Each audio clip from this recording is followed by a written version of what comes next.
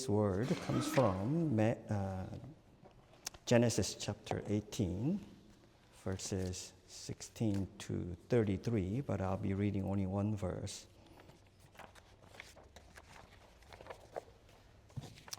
Shall we read it together, maybe? Okay, let's read it together.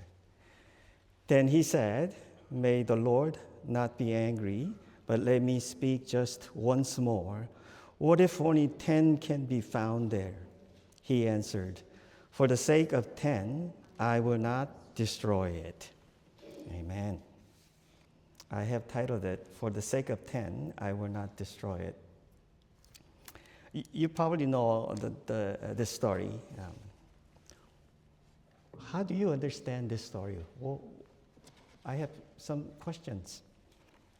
How do we digest this story in the book of Genesis, chapter 18? A lot of people have different understanding, but so many people understand this as intercessory prayer by Abraham to God. So his intention is to see if he can save Sodom and Gomorrah, because they're so sinful and God's judgment is on its way. Abraham is talking with God. As I see from disciple making year, this year is our year for disciple making, and I see God, my perspective, on every text I come to, I see God as a disciple making God. So it gives me different understanding of this text. So I would like to share something more than intercessory prayer. I think this is way more than intercessory prayer. That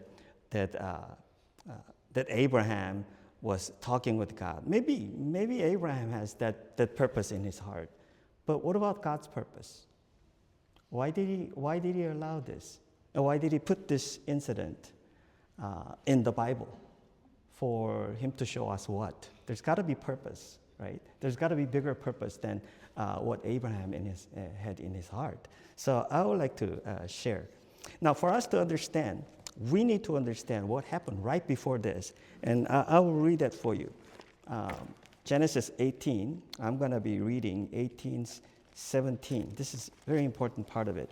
So I want you to be patient and hear what this text says. Chapter 18, verse 17. Then the Lord said, shall I hide from Abraham what I am about to do?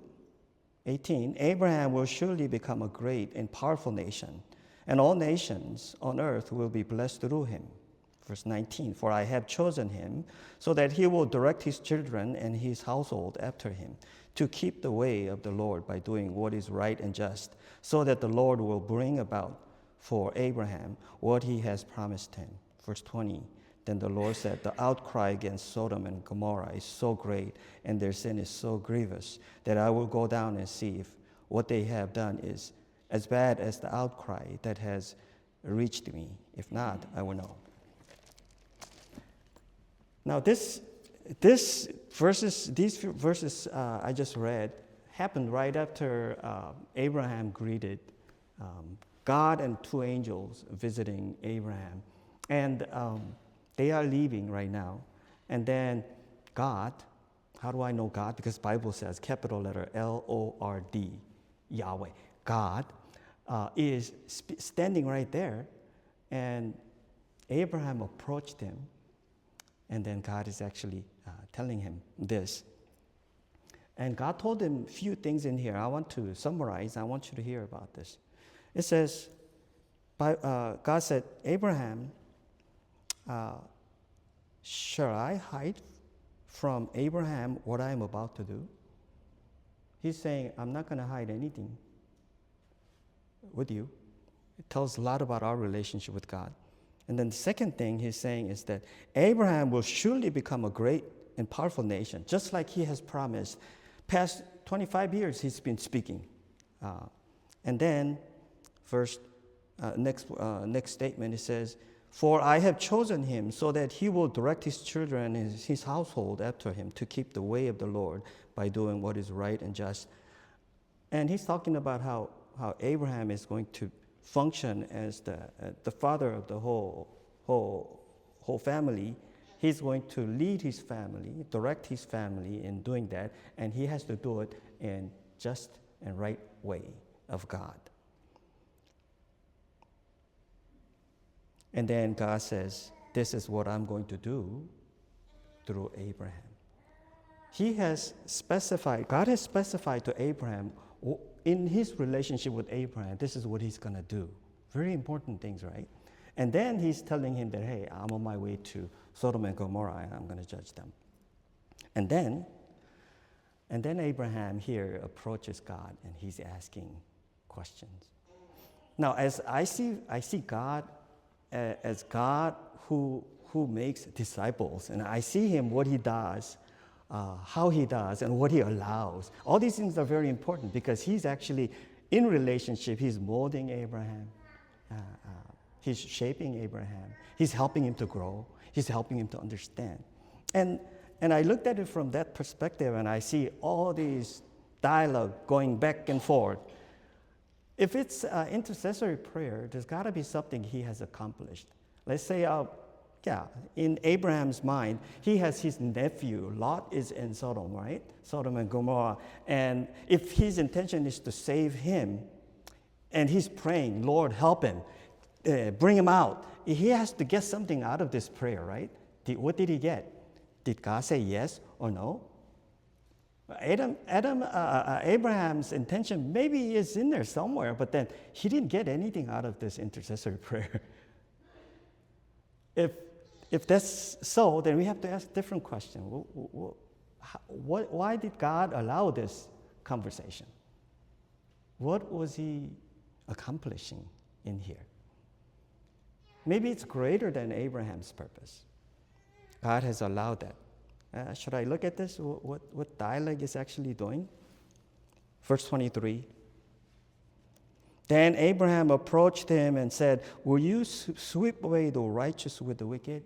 Biggest need, probably right at that time.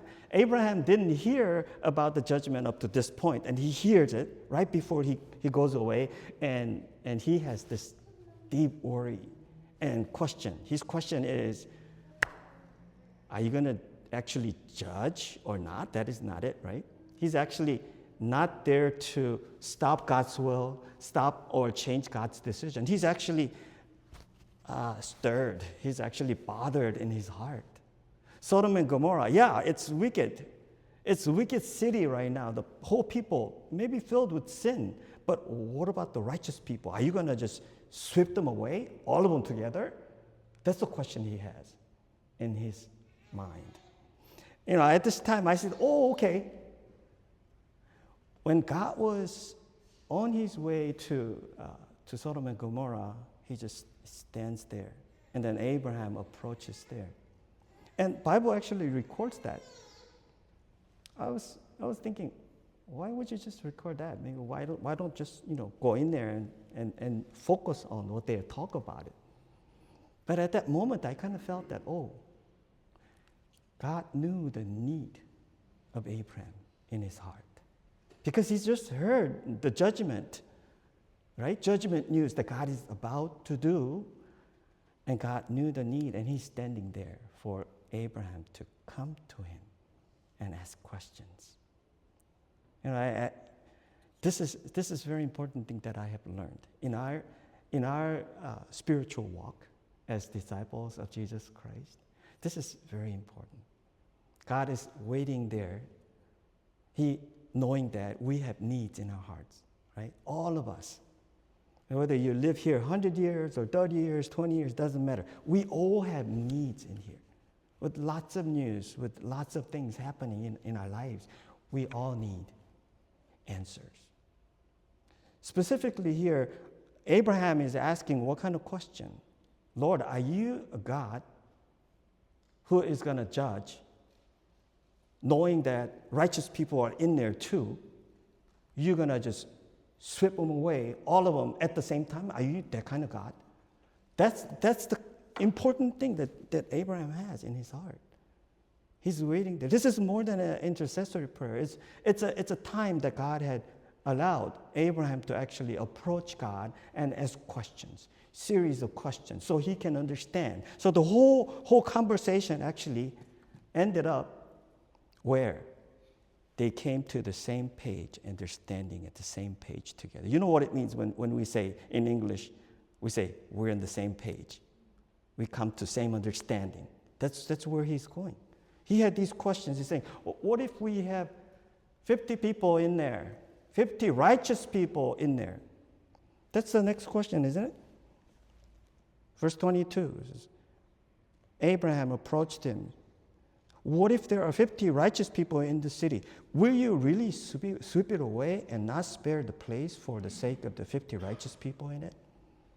Next question is, it sounds similar, but it has a slightly different weight on it. You know, it's asking, Abraham is asking, Lord, 50 righteous people, are they important to you? Are they not? He's actually becoming more specific on his need to understand who God is. That's where he's actually going. Next one. Far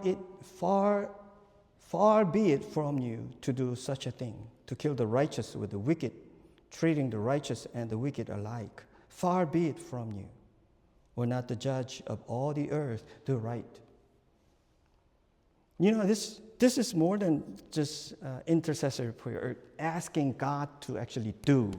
You know, for me, when I actually came up to this part, I understood, wow, maybe we are doing intercessory prayer so different. You know, we come to God and we have already, you know, determined and decided thing, and we come to God and say, Lord, it's got to be this way. And we are so much into how, you know, we put what we call it important. My decision, this is right, and we just put it on God, and God, you got to change. You see what I'm trying to say? I'm trying to say, what's more important than what I think is right? What it is right? What more important than that is who God is. Abraham is actually completely focusing who God is. This is more than an intercessory prayer. He's actually saying, this is what I believe. You are the righteous God. This is what it says. Far be it from you. The way I know you and the way I hear is so different. Is it you? God, I want to know. You're God who is just. You're just God. You're right God. And then he says, we're not the judge of all the earth, the right. He's actually put it in question, but he actually put it in a statement inside of it. He says, you are the right God. You are the just God who will judge right. And then the next, it says, the Lord said, if I find 50 righteous people in the city of Sodom, and I will spare the whole place for their sake. Next question. Now that I have been so bold as to speak to the Lord, though I am nothing but dust and ashes, what if the number of the righteous is 5 less than 50? Will you destroy the whole city because of 5 people? Is it same question or different question? I've been looking at it so much, but it sounded to me like this. God, are you more like a mechanic God? It has to be 50? Or are you more a merciful God? You're willing to save. If 5 less, it's not designed to bargain. Lord, I want you to save, but 50, it's not that kind of approach. He's saying, Lord, I know who you are. But will you? Goes down to 30, 20, 10. What answer did he get? Was Abraham successful trying to change God? No, that's not it at all.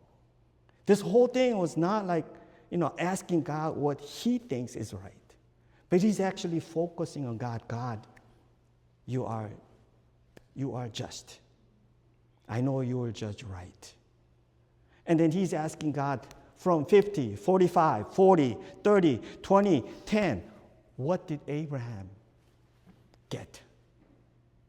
Oh, and then after that, was there any more questions? There was no more question. Was it because God said, okay, you stop? No, God didn't stop him. He had enough question. He asked all the questions for him to actually understand and stand in the same page with God. He understood that there is no righteous people in there. There's no. So he understood completely. Oh, okay, this is what it is.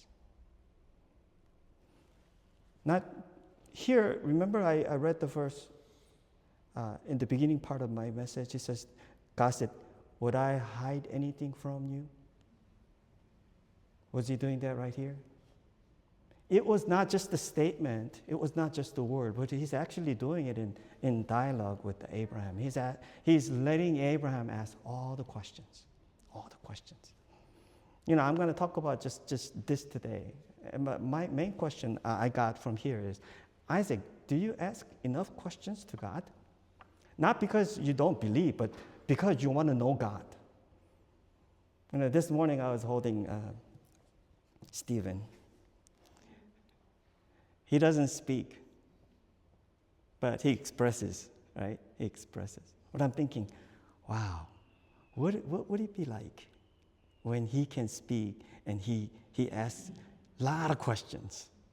I know my mom used to get like frustrated, you know, because when I go someplace with my mom on the bus, I'm asking one question after another. I'm just constantly asking questions, and I made her really irritated. I'm thinking when he can speak, he's gonna have a lot of questions. You know, when we can speak and when we have our interest really set on God, we're gonna have a lot of questions about God. Maybe we're thinking, hey, I'm a disciple, but we don't ask any question to God. How are you?